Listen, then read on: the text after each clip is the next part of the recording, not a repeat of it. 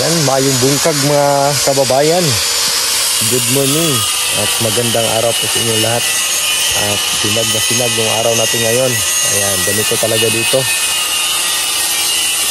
Pero mamaya bigla na lang ulan. Ayan, bali nag-uumpisa na po dito sa baba. At magbubuhos po sila ngayon ng wool footing. Pinaklearing muna natin yung sinukay kahapon para malinisan po yung footing natin sa poste. Ayan. At ako naman ay doon mag-welding. At dito, dalawa sila dito mag-helper. Kasi malayo po yung buhangin natin. At danlog, madulas yung lupa.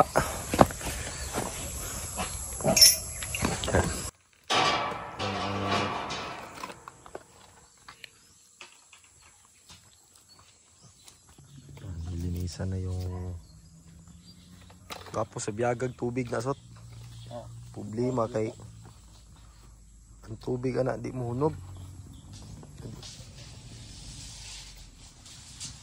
Natraw nga na limpyo lang. O man hakutan og kuan. Hakutan ni og graba.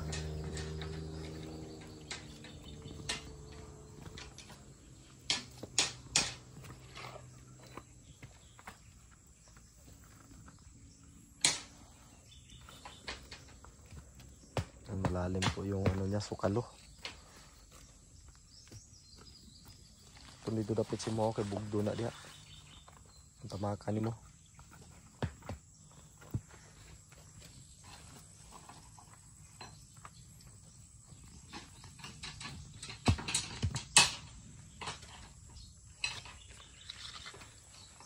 Basang-basa pa yung mga tubular.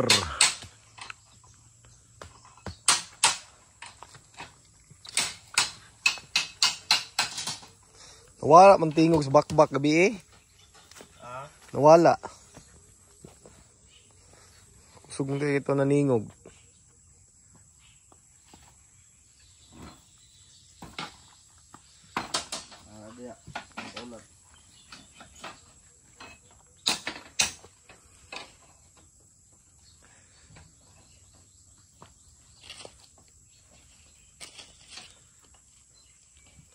At maraming salamat po sa lahat ng nag-subscribe sa Bitoy Daily Mix Vlog. Ayan, thank you so much po sa inyong suporta mga kababayan. Ayan, maraming salamat po sa inyong lahat sa nag-subscribe. Ayan, so hindi pa nakapag-subscribe doon, pakitulungan naman po yung channel mga kababayan. At marami kayong mapupulot na aral doon sa tungkol sa paggawa ng mga bahay. Baka susunod kayo naman po yung magpapatayo ay mayroon na po kayong mga idea.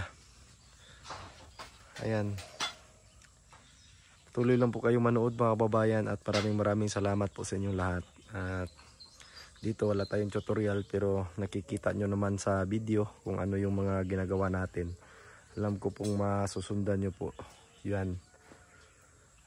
Bali ang mga ginagawa natin na si parlins na yan is bawat spacing yan is nasa 16 inches or 40 cm.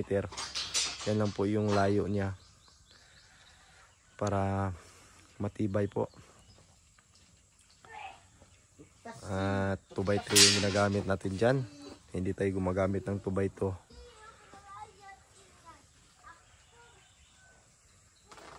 At yung mga butas na yan, takpan natin yan. Hanapan natin ng paraan yan para matakpan natin. Ang itatakip pa rin natin dyan is yung 2x3. Yan o, yung 2x3 na nakikita yung mga butas niya. Takpan natin yan ngayon.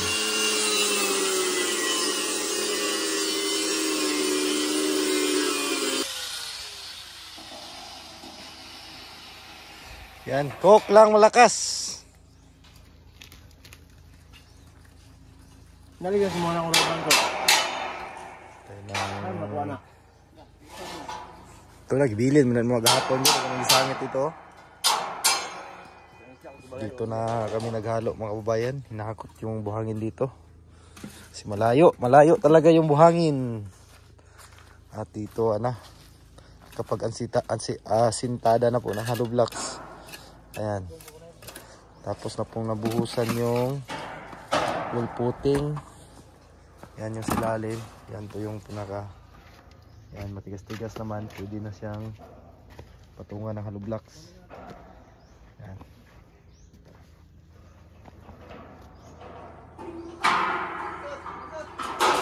Wall footing po yan na ilagyan din natin ng kabilya o yung rebars. Yan. Dito lagyan natin dito ng lintel beam. Yan, ito na lintel beam dyan para Ben, mo na ni level bino. Dire tama ng hollow blocks no. Mana gikan dia size. Mo ni kuha na ni. Lintel beam mana. Lintel beam ni sobra. Ang poste makauna nagdos. Gani. Kaya ito ning kuha ning poste. Pero pang weldingon sa nidaan ning mga dawel sa ni. Ay, nagkangko na sa pile garo, kapay na sa lintel. Welding na sa binita sa kuha na, tubular. Tay gloves. Tay gloves ani. Timusot kay rong kusgan. Royal da tubos para kalintura bilang ni. Kalintura din eh. Wala ay nagkonsumisyon na nga. Nagkonsumisyon na rin. Naguba ang cellphone. May kapindot, cellphone. Ay tao. Pwede sa timana. Unahon. Masa rin guba ito yung cellphone sot? Di na mandar? Gamay na ito guba, yang gi. LCD? Unsa ito nga cellphone? 11 nga bibo. Mahal LCD no? May payo ko to, kapulo itong payo niya. Sige na po na itong payo dahi. Bilisdan mo to. Katong gi-cutter nimo dako na to tigom ba.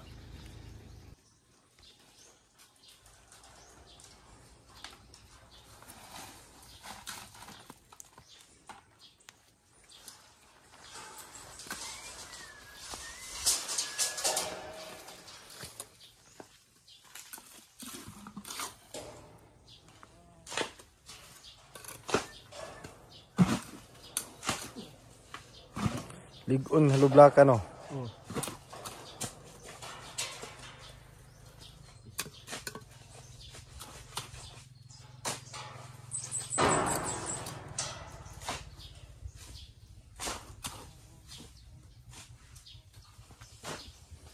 Machine ba?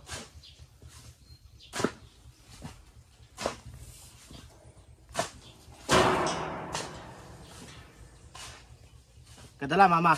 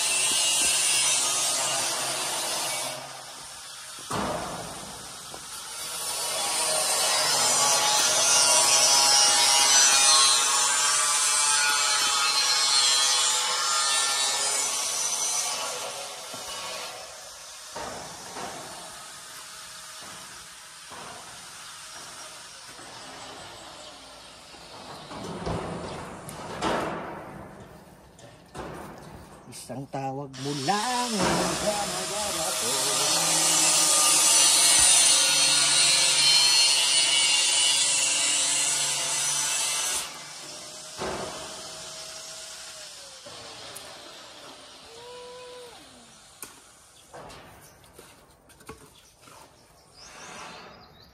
Ang galang nylon.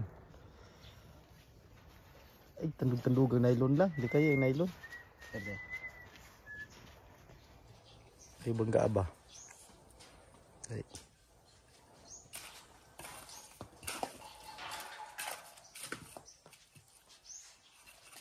Birang nylon.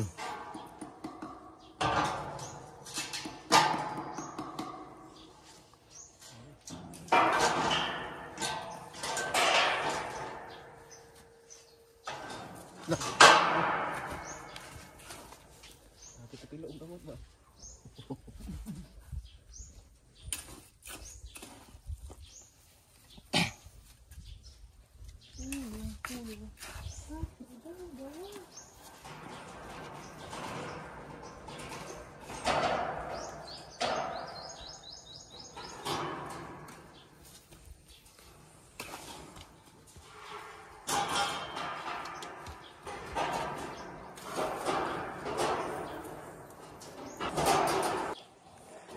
Grabe ang init oh. Yan, natakpan na po yung mga butas. Tinakpan natin para hindi makapasok yung daga.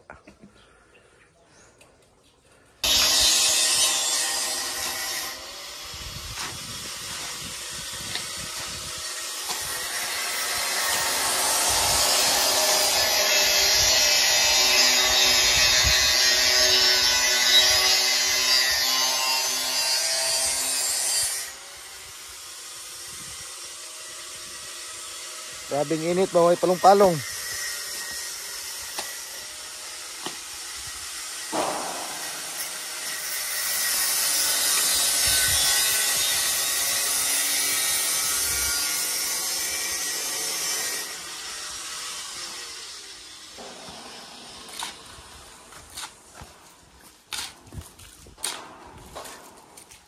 Sabi daghang gig tubig din ning kuana oh. Ani haram ni kinuha, wa pa man hubas. Sige ba?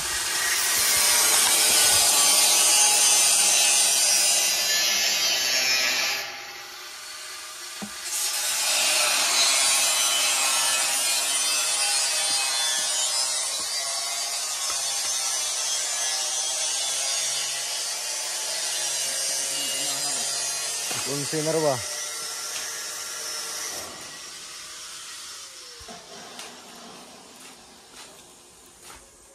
Sobra haday sa masa eh.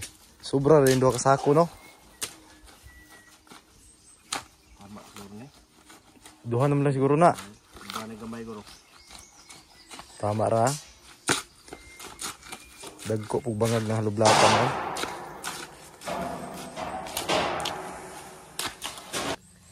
So, ayan, magandang tanghali po mga kababayan. Grabe ang init dito ngayon. Nya ulan bigla. Ayan at nanghalian muna kami. Yung nagluto pa yung sibalang. Ayan, kita natin yung ulam natin. Kain po tayo. Anak, pasensya kayo sa aming ano ha. Dahil ano lang tayo nandito sa barracks. Ayan po yung ulam namin no. Ito po yung mabilisan mga babayan kasi pagkatapos namin magtrabaho magluto pa. At tinapa with itlog. At kanin.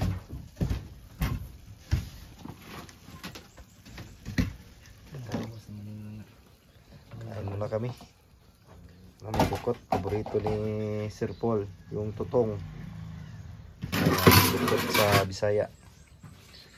Kain tayo mga kababayan, kain. Ayan. Tapos tayo munang halian. Magdugtong naman tayo ulit ng GERT. Asimbol natin daan dito sa baba. Para lagay natin doon. Para makapaglagay na tayo ng rafter bukas. Ayan. Simbolin ko dito sa baba mga kababayan para hindi tayo mahirapan doon kasi mahirap po mag-vertical, mag-welding ng vertical kapag tubular. Pag nandun ka hindi kaya naman pero hindi talaga masyadong kagandahan yung resulta ng ating pag-welding kasi ang tubular ay hindi po masyadong makapal. Bali ang gamit natin tubular 2mm. Wala pa kasi ditong 3mm. Kung meron siguro hindi pa tayo hindi pa tayo nakakita at hindi pa tayo nakagamit ng 3mm kasi ang pinakamakapal dito na alam ko is yung 2mm lang po mga kababayan. Siguro sa ibang lugar ay meron na. Ayan. At kita yung mga kahapon may butas pa yan dyan. Nakikita pa yung butas ng ating 2x3, pero ngayon ay hindi na. Kasi ano na takpan na natin. Sana hindi maagang ulan ngayon para hanggang hapon tayo makapagtrabaho. Yan na po, naputol na po yung 3 piraso. Ayan. Yan po yung pangdugtong natin kasi kulang po yung 6 meters. 6 meters kulang ng 180. Kasi 8 meters po ito. Mamainusan natin ng 20 kasi 10 po yung 10 cm po itong poste natin. Ayan o. Hindi na malog dito. Kasi ano ha, lalo na kapag nagkakapit-kapit na po ito lahat, ma-freeman na natin yung itaas at masahigan na din, ay talagang hindi na po ito alog mga kababayan. Matibay na po ito. Ayan. Mahal lang tong isa, Ben. Ugma na lang siguro na abutan niya og kuan, Ben. Ugma na lang na abutan tawrig lintel beam.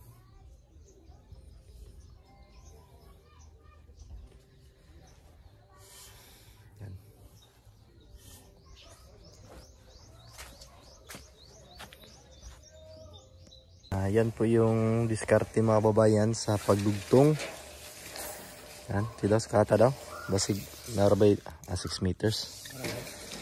Sabi di kaabot. Yan, kailangan nating ilapat dito para matuwid din yung pangdugtong natin. Ayan, lapat-lapat siya sa gilid. Hindi na natin to pinu-45 yung madugtungan kasi makapal man ito. Ayusin lang natin yung pag welding. Ayan o, may space po siya ng kunti para makapasok yung welding natin sa loob. Ayan.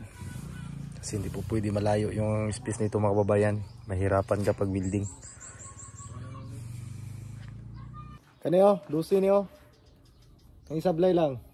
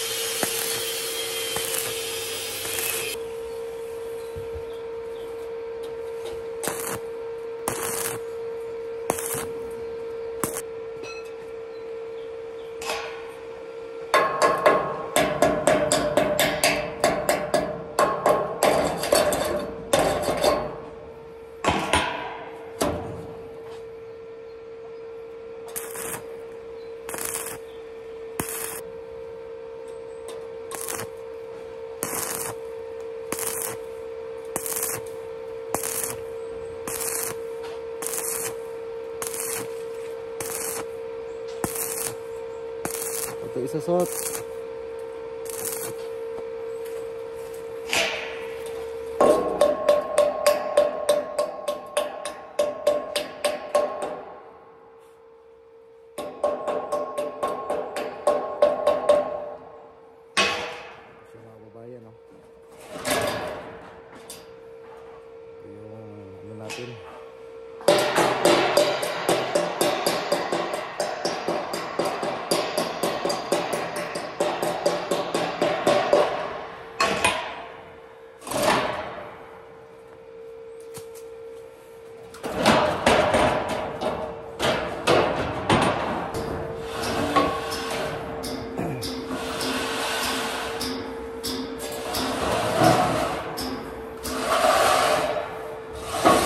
Ayan, magandang hapon po mga babayan. At sundring kahapon, ang laki din ng dagom.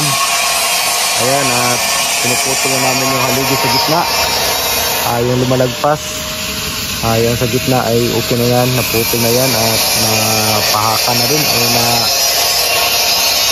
para sa ating dirt katulad ng nasa itaas. Ayan, dalawa. Ayan, nakabit na namin. Ayan po. Nakabit na po namin yun. Diyan po papatong yung rafter. Ayan, bukas makakabit na natin yung bukas. Bali 4 na rafter po ang lalagay natin dito. Ayan, 2x4 pa din. Sa gitna na lang yung hindi kasi kailangan pa nating butasan yung mga ano na yan, pusti, bago natin ikabit yung rafter para hindi na tayo mahirapan kasi yung rafter is ano yan,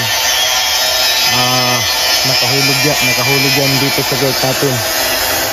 Gate natin sa baba, kailangan pantay na sila para pag nagdingding tayo ay walang problema. Ayan, tuwid naman yung mga poste natin. Parang isa lang yung nakikita. Dito nabuhusan na din yung ano, full footing. Dito hindi pa natapos na hukay. Yan, kulang pa sa lalim dito. Susunod yan. Yan po yung puting mga babayan, no? Yan. Hindi pa pwedeng patungan ng hollow blocks kasi basang basa pa. Malunod yung hollow blocks. Yan yung puting at may bakal din na nailagay yan dyan sa ilalim. So mga vertical, yan. Ang ano lang dito, mga nasa 60 cm ang layo. Dito ay ano na, tapos na po dito. Ang kulang nito is ano na lang, lintel beam. Yan, lagyan natin ng lintel beam sa ibabaw, tapos buhusan para matibay talaga mga babayan. Yan. Bali yung buhos natin dito is 6 inches. 6 inches po yung haba, yung diksyon. Kasi gagawin to ditong kumbaga storage. Yan, dito na side ililibil natin to. Yan, nakikita niyo yung poste na ito hanggang dito sa may baba. Nandyan to yung libil niya. Yan. At hakot muna sila ng hollow blocks para bukas ditso-ditso na. Kasi napakalayo ng hollow blocks nandun, no? Sa gilid ng daan. Yan, dito tayo maano dyan. Ano tayo sa paghahakot. Hindi lang, okay lang po yan. Laban lang po tayo. Kasi hindi man makapasok ang sasakyan. Makapasok lang sana dyan. Malapit lang sana. Kamangga yung maputol na boss. Sulod doon talo. Namangga ha? Anong dito sa tubangan? Tubangan, no? Sulod na kayo.